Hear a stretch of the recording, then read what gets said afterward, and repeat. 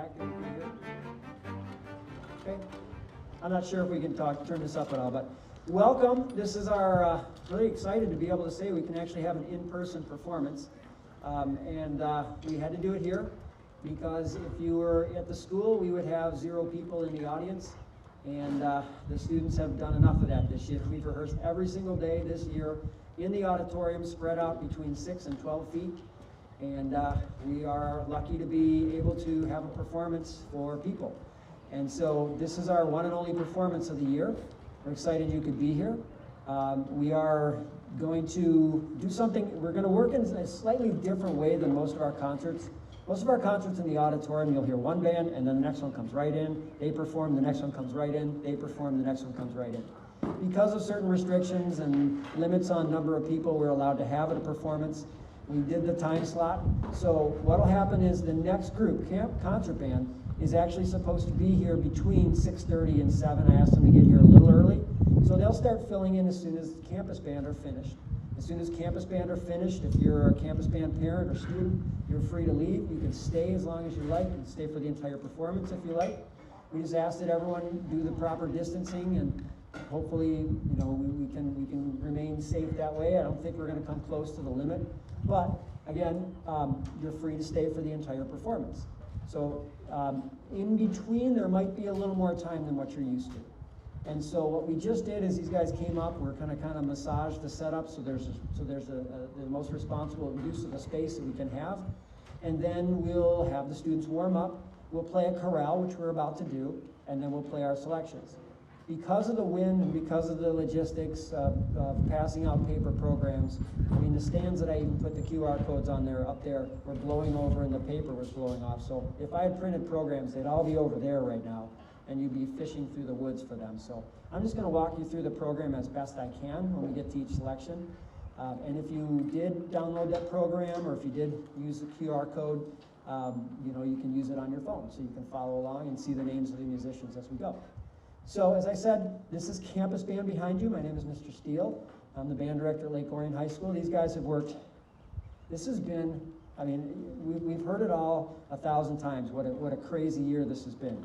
But these guys behind me have had to do stuff that I just don't know how they're doing as well as they are, considering all these restrictions that we've had. They were half of us at first, and they didn't play in person for the first half of the year. And then they did, and they were spread way out, very uncomfortable, very difficult for young musicians to do. And then we were packed in together, but we had to be further apart. And it's just been crazy, just one change after the next. And they have grown so much. The program they were going to play, they've been at for a while, but as a director, I can tell you that every day I hear something just really, really special as a marker of growth from this group. And you're going to hear that from all the groups tonight. And to make it worse, they've got these masks on, and they've got this bell cover, these what we call band PPE. For us to sound as good as they're going to sound tonight is not easy for them. Okay, it's not easy. It's easy for them because they're so awesome. So we're going to play a chorale. We're going to start with a march, traditional way to start a performance. This one is called Alamo, and it's by Carl L. King. Carl L. King isn't the March King, that's John Philip Sousa, but Carl King wrote hundreds of marches. A lot of them circus marches, but other ones really traditional, really fun, and really good for students to perform marches. So again, we're going to play one quick chorale, and then we'll jump right in with Alamo March. This will be number 12.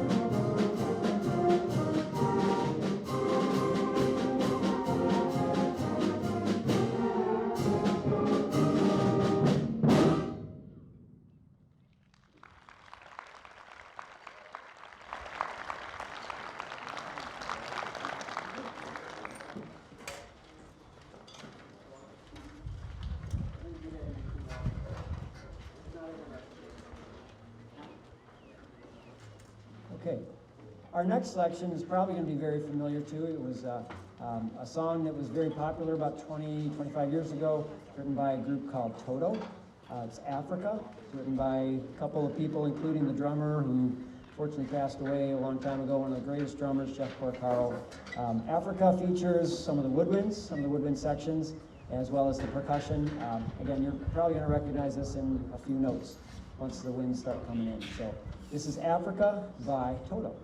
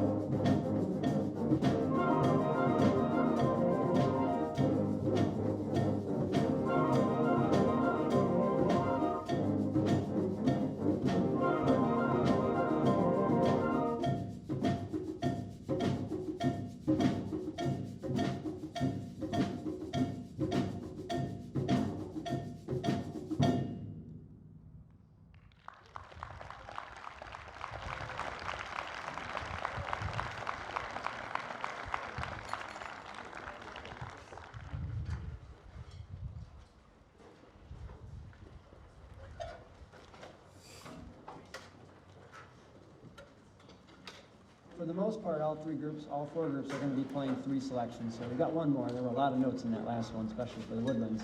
Our last one is actually the first one that we started working on when we came back together. It's called Tribute and Triumph by a guy named David Schaefer. Pretty standard band work. It's got some fast, some slow, some great features for just about every section. And I would love to say there's some incredible story about why it was written, but it's just a really, really good, fun band piece. And we've enjoyed playing for you. I do again want to just say a couple things real quick.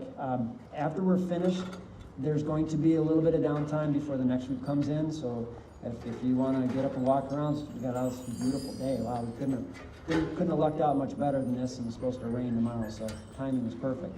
So another couple things that I want to mention is this is not the normal time that we would perform at Wildwood.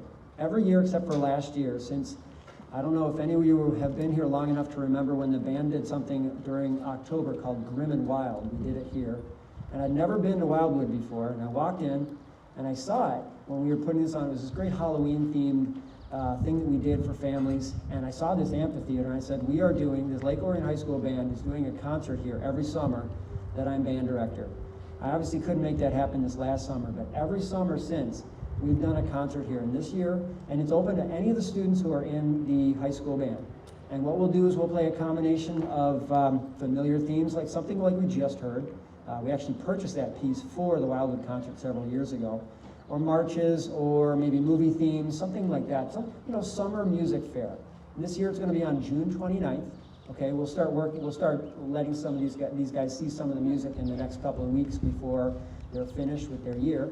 And just like this, it's hopefully really nice weather, hopefully not too bright for the people sitting over here. I'm so sorry about that. I was really hoping the sun would go a little bit the other direction, but we got a couple of us getting blinded from one side here. But you're certainly all invited. There's no charge for any of our concerts, never will be.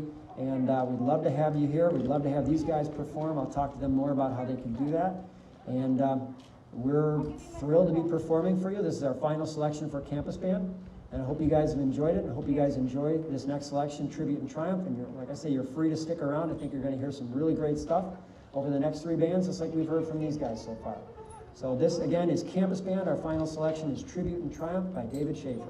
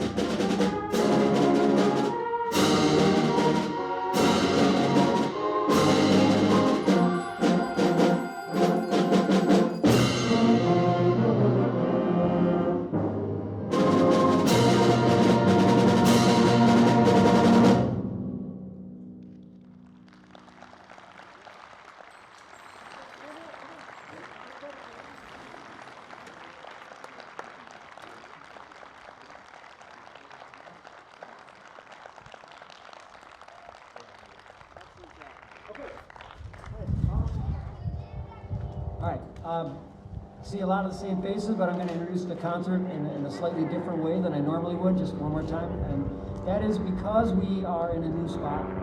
We don't have the normal warm-up. Most of the time what would be happening while this band is playing is the next band would be warming up in the band room, which is right over there. Now the band room is right over there, way that way, so we can't do that. So we're just going to use a little bit of warm-up time while we're on stage, and then we'll play a chorale tune and be ready to perform for you. And as I said, each of the first 3 bands has 3 selections. The 4th one kind of has 3, but kind of has 4. We'll get to that in a little bit. You're certainly welcome and invited to stay throughout the entire performance. After this will be the symphonic band, and then following that will be our wind ensemble, and following that we'll tear down and take all this stuff back to Lake Orion High School. Certainly glad to see so many people out there. It's just, you know, it's been 14 months since any of these kids have performed for other people other than myself. And so it's just very refreshing to be able to do this and to get to show off what they can do. It's not, you know, I'm not trying to take any of the credit. These guys did all the work without a doubt, and they're really, just like with the last group, these guys have come so far. And it's just, if I can remember back to January when we started being in person, and then just listening little by little by little, their confidence build, their technique grow. And it's just, you know, one feeds the other, and you guys will be able to hear it. They're playing some pretty challenging stuff. The march we're about to play was actually, the last time it was performed at the festival by Wind Ensemble. So we're going to start right away with a march. All 3 of the first 3 bands are going to start with a march today. 2 of them, the last one and this one, are going to start with a march by the same guy, Carl King. This one's a lot faster. It's a circus march. Circus marches tend to be pretty fast. And this one was actually written in honor of a famous lion tamer. So every once in a while you're going to hear the whip of, you know, maybe you're not supposed to, I get it, but back then and back in the 1920s, I guess that was more okay than it is now to whip a lion. But nonetheless, this famous lion trainer who wrote a march, as I said, Carl King wrote a lot of marches. In fact, not only did he write a lot of circus marches, he was in the circus band because he lived that dream that so many kids had. They had certain times in their lives where they were going to run away and join the circus, and he exactly did that. He ran away, joined the circus, became the cornet player for the circus band, and then little by little he became the conductor. Then he wrote marches for it, and now he's world famous. You know, he'll forever be one of the most important writers of marches for bands. So this is the concert band. It actually has all 4 grades: juniors, or freshmen, sophomore, junior, and seniors. The last one, the campus band, only had freshmen.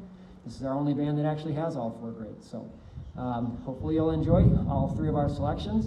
And without any further ado, this is The Big Cage by Carl L. King.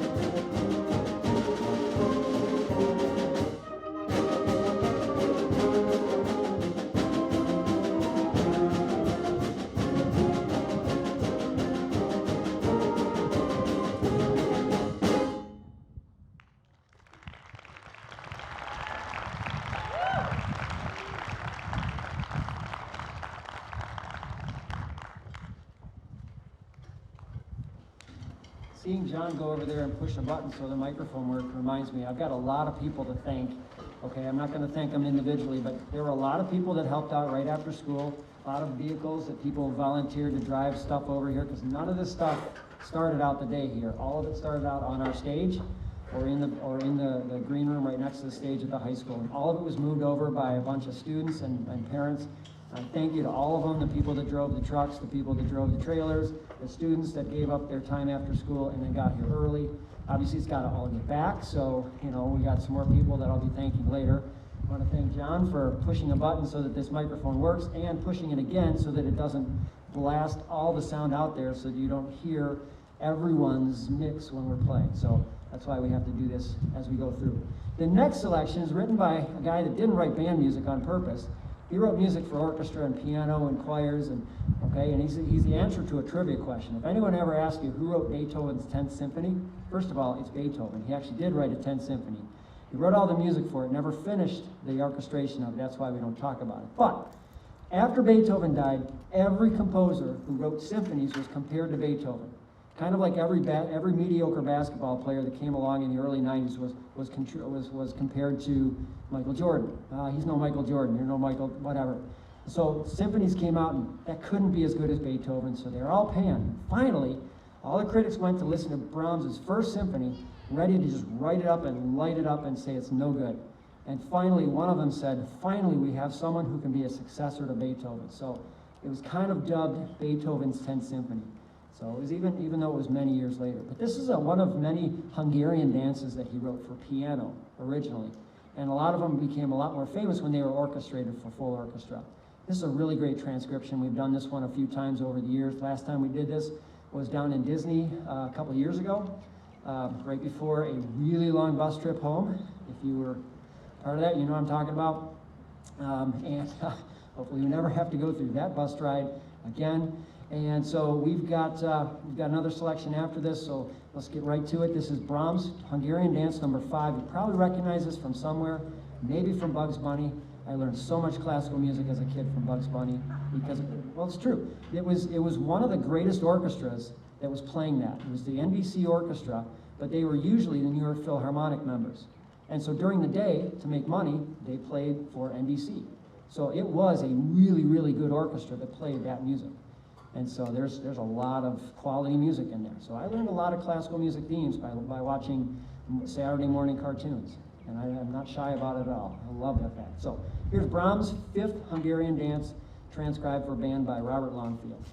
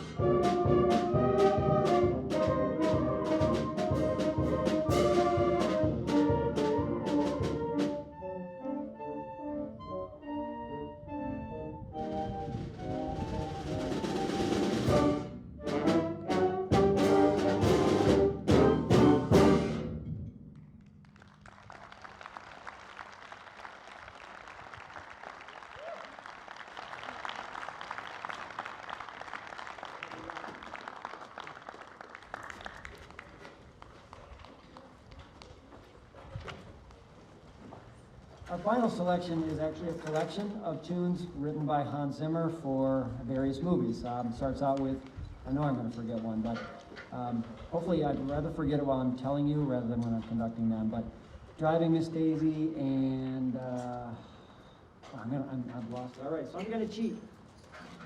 Driving Miss Daisy, The Battle, which is from Gladiator. Zooster's Breakout from Madagascar. I've seen it. Roll Tide from Crimson Tide. This Land from The Lion King. And Drink Up Me Hearties from Pirates of the How could I forget that? Pirates of the Caribbean. So hopefully you'll enjoy. This is a really fun, really great arrangement by Michael Brown of these several great tunes by Hans Zimmer. So hopefully you'll enjoy it. And after this, please stick around and hear the symphonic band plays 3 really fun and exciting selections.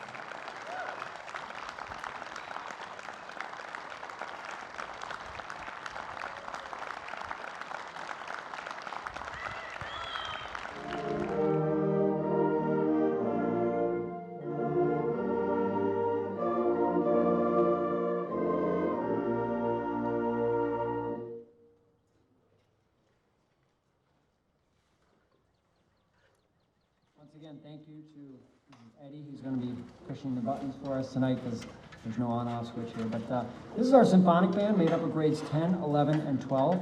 We have 3 selections for you. We're going to start, as I mentioned, with the previous ones with a march. This one's a little bit different. It's not written by Carl King, for one, and second of all, it's a Spanish march written by Jaime Texador, and it's arranged for band by Aubrey Winter. This one's called Amphitheatre Roca. So without any further ado, this is our symphonic band performing Amphitheatre Roca.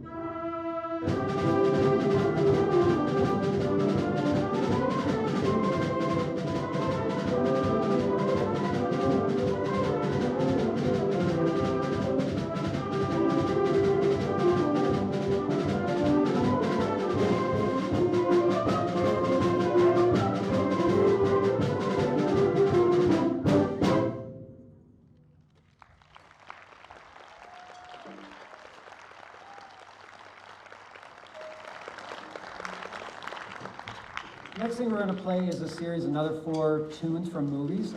These are just this is called At the Movies, and this version is called The Classics. So it's not written by any one composer. There are 4 selections from four pretty popular movies. The first one is going to be the theme from 2001: A Space Odyssey, written by Richard Strauss, also known as Also Sprach Zarathustra. You'll recognize it within 2 notes of the trumpet, probably 3, if not then 5, definitely. After that, Singing in the Rain, and then the theme from The Good, Bad, and the Ugly, written by Ennio Morricone, who unfortunately passed away just this last year. One of the great composers. If you've never had a chance to listen to the music from this or the other so-called spaghetti westerns, which so-called because they were filmed in Italy, and usually with American actors speaking in Italian, which is fantastic. But also some movies like The Mission. You should listen to a tune called Gabriel's Oboe. It will literally melt your heart. It is so beautiful. And then we're going to end with Somewhere Over the Rainbow from The Wizard of Oz. So these are 4 real home run hitter kind of tunes. You'll recognize each and every one of them. This is the symphonic band performing At the Movies, The Classics.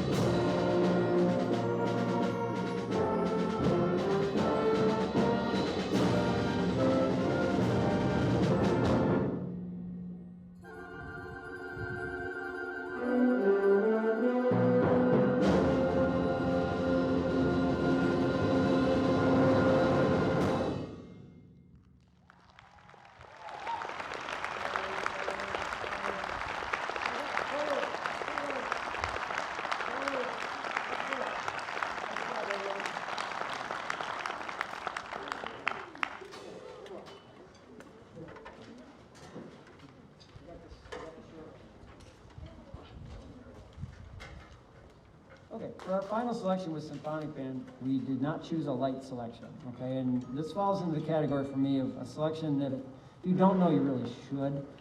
Maybe that's just my personal feeling. It's a fantastic, really important piece of classical music literature, written by Jan Sibelius, a Finnish composer.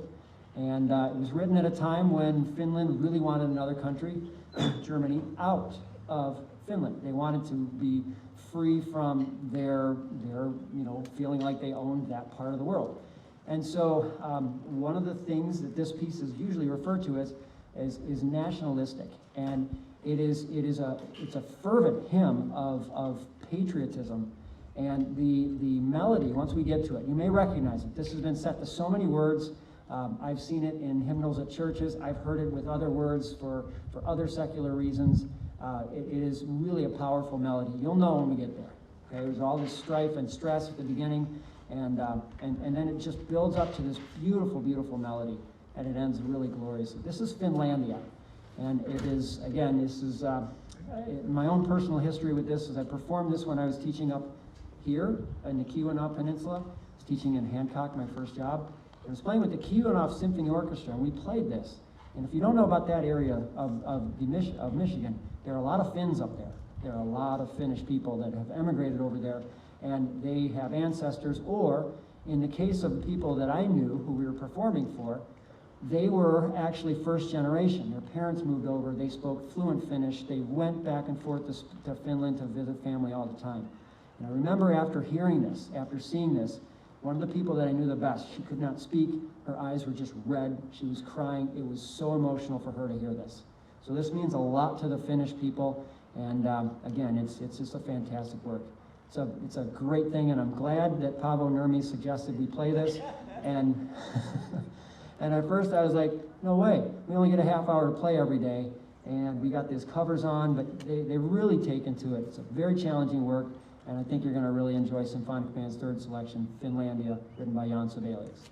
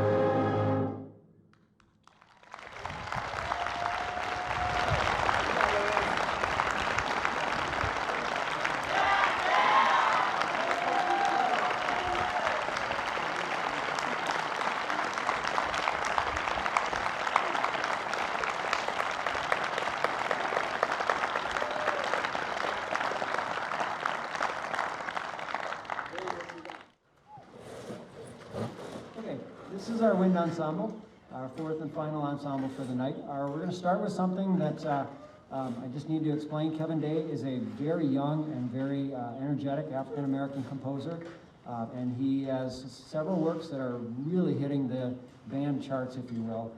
They're usually pretty advanced, and this one is no different from that. Havana is not the Camilo Cabello hit that you might be familiar with. It's something very different. He makes it very clear to say that this has nothing to do with that. It actually has to do with impressions that he has from the music, the culture, and the life that he experienced once while in Havana. So this is a fun selection. It's a great way to start off the work, lots of energy throughout, some cool solos throughout, and hopefully you'll enjoy Kevin Day's Havana by Lake Orion High School Wind Ensemble.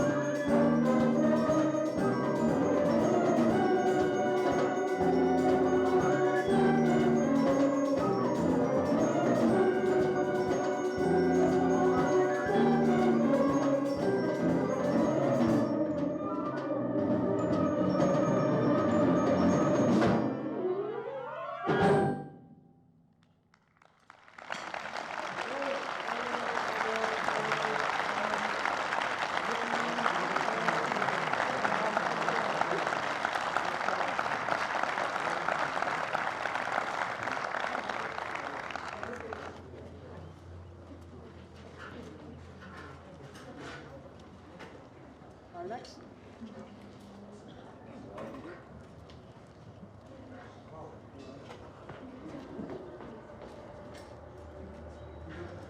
I'm glad they know a lot more about this than I do. Or else I'd be yelling and I'd be hoarse by now. Our next selection is actually kind of two selections in one. It comes as an A side, B side. There are a couple of really famous ones for band. This one, Irish tune for County Derry, you'll know as the tune that's normally has the words, "Oh Danny boy, the pipes are calling." Granger was an ethnomusicologist, which meant he went all around certain areas of the world collecting ethnic music. And he wrote it into several different formats. He would probably have written this for just voices, for string orchestra, for piano, for wind band. He actually, none of these are arrangements that we're playing. In fact, nothing we're playing tonight is an arrangement with this group, which is kind of unique. Usually things were written for some other medium, like the Brahms that we played earlier, or the Finlandia we just played a few moments ago. But these are two selections. They kind of can be played by themselves, but we decided to play them both together. There'll be just a short pause. If you feel like clapping after the first one, great. If not, we'll just give it a pause and keep going. The second one, if that happens, the second one, the Shepherd's Hay, very lively. It's a Morris dance. I'm not going to demonstrate that to you because A, I can't dance, just ask my wife, and second, because I have no idea what a Morris dance would actually look like. But I can tell from this that it's very energetic, very bouncy, very fun. Just I can imagine that the other type of music that would accompany a Morris dance would be very lively and energetic like this. So this is the Irish tune from County Derry, and then the Shepherd's Hay by Percy Aldridge Granger.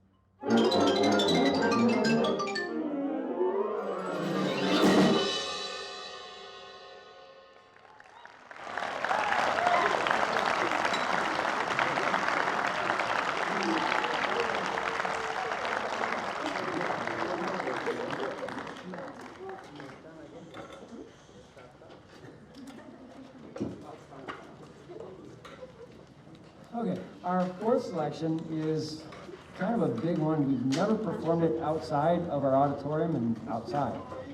It features a soprano soloist, and so from our exceptional choir program, I would like to introduce Miss Julie Castle. She will be singing the soprano solo, and this is a fairly, not as new of a work as the Kevin Day work we started with, which was written in 2018. It's been around for a dozen or so years. Very popular work amongst bands, very challenging.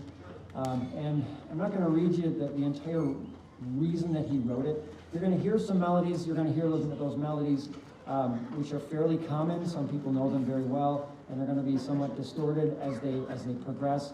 I guess it's a statement that he's making about I'm not going to get into it. Sorry. It's just the words that I'm going to speak are going to take away from the actual performance, so I don't want to do that. It's a great work. It's going to take us a while to perform, not because we have to stop or anything like that, because it's about as long as everything we performed so far. And it's a great way to end. In fact, we've really kind of had three closers with this. So with this selection, we could have ended with the Kevin Day very easily. We could have ended with the one we just played, and we certainly can end with this one. So without any further ado, the Wind Ensemble and Frank Tikelly's massive work called Angels in the Architecture, featuring Miss Julie Castle from our exceptional choir program.